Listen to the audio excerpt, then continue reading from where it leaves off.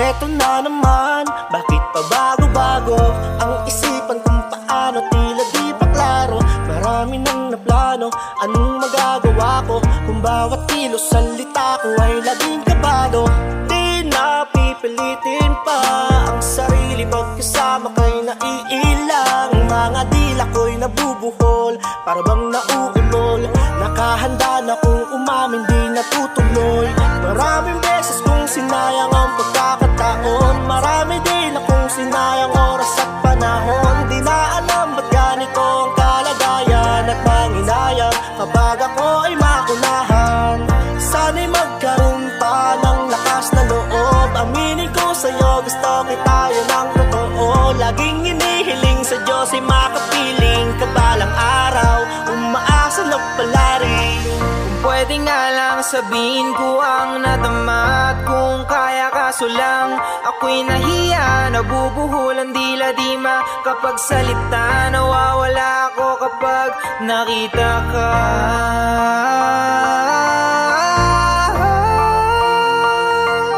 No ba to?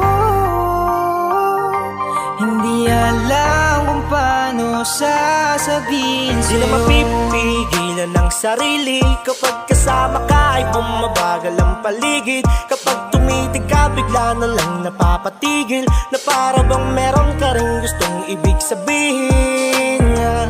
Paano pa nga ba ako makakalaya, biglang nahulog sa katulad mong diwata?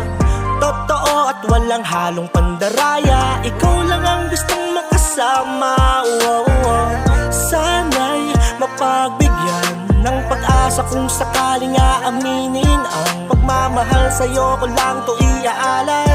Handa kong harapin kahit maging alalay, kasi ikaw ang aking mahal na prinsesa. Pinapangarap makasama habang buhay, respeto at pagmamahal magpapatunay sa'yo lang ibibigay. Pwede nga lang sabihin ko ang nadama, at kung kaya kaso lang ako'y nahiya. Nabubuhol ang dila di makapagsalita, nawawala ako kapag nakita ka.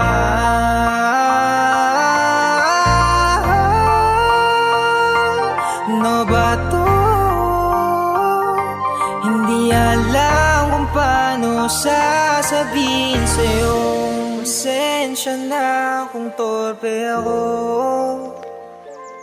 di ko lang masabi sa harap mo.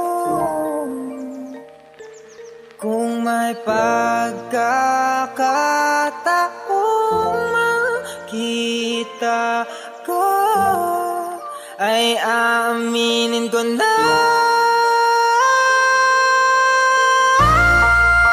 ikaw ang gusto hanggang sa huli. Wala nang iba kundi ikaw. Ikaw ang gusto hanggang sa huli. Wala nang iba kundi ikaw.